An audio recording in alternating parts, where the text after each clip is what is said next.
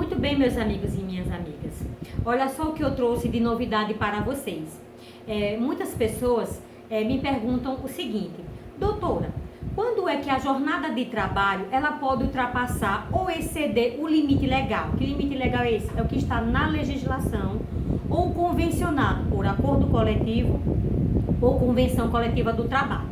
Estou trazendo essa informação porque a regra geral na lei é que a jornada de trabalho ela não pode ultrapassar o limite de 8 horas diárias e 44 horas semanais. Por quê? Porque muitas empresas têm funcionários que fazem horas extras não por motivos em que a lei traz como de extrema necessidade, mas para aumentar a sua produção com o objetivo de lucro. Não que isso, logo de cara, venha a ser um crime, né, ou errado, mas porque o objetivo, venhamos e convenhamos, também é o lucro.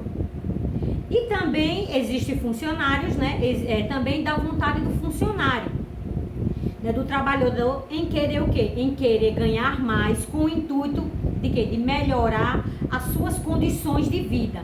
E nesse caso, não há uma obrigatoriedade trazida pela lei. É uma vontade de ambas as partes. Então, o que é que eu quero dizer para vocês? Quero dizer que existe na lei uma obrigatoriedade e não uma opção de o trabalhador ter que estender as suas horas de trabalho. Essa resposta ela está lá no artigo 61 da CLT. E diz o seguinte: ocorrendo necessidade imperiosa, poderá a duração do trabalho exceder do limite legal ou convencionado, seja para fazer face ou motivo de força maior, seja para atender à realização ou conclusão de serviços inadiáveis,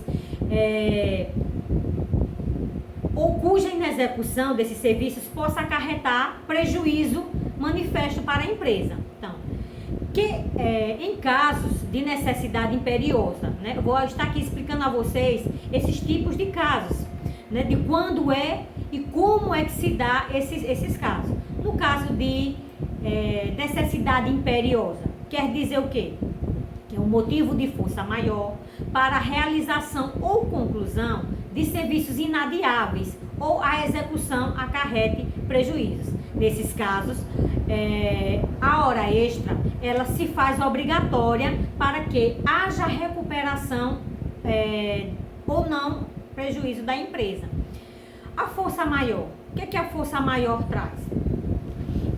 Todo o acontecimento inevitável à vontade de quem? À vontade do empregador que não concorreu direto ou indiretamente para o devido acontecimento que afete a situação econômica e financeira da empresa.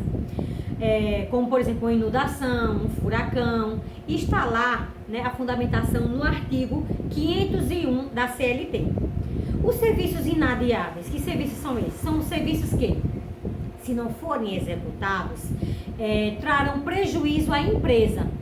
Atividades que trabalham com produtos perecíveis, por exemplo, que ao serem descarregados na empresa, ele tem um curto tempo para serem utilizados e que podem se estragar. Ou serviços que devem ser feitos com urgência para recuperar a abalada saúde financeira da empresa. Então, mas como ficam os pagamentos dessas horas extraordinárias que estão na lei como obrigatoriedade? Há divergências, né, doutrinárias. Autores divergem na opinião referente ao legislado no parágrafo 2º e 3º do artigo 61 da CLT.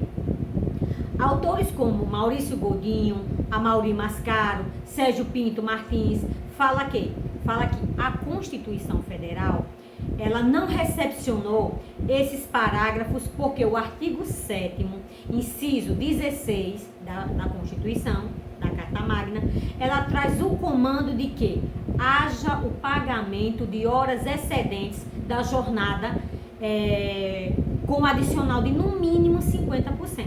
Porém, o parágrafo 2º do artigo 61, ele diz que no caso de motivo de força maior, sem interrupção da atividade econômica, paga o valor da hora, mas sem o adicional, e nos casos de serviços inadiáveis, não paga as horas extras, mas somente o adicional sobre essas horas extras. O parágrafo 3º, ele diz que no caso de motivo de força maior, com interrupção da atividade econômica, a legislação ela foi omissa.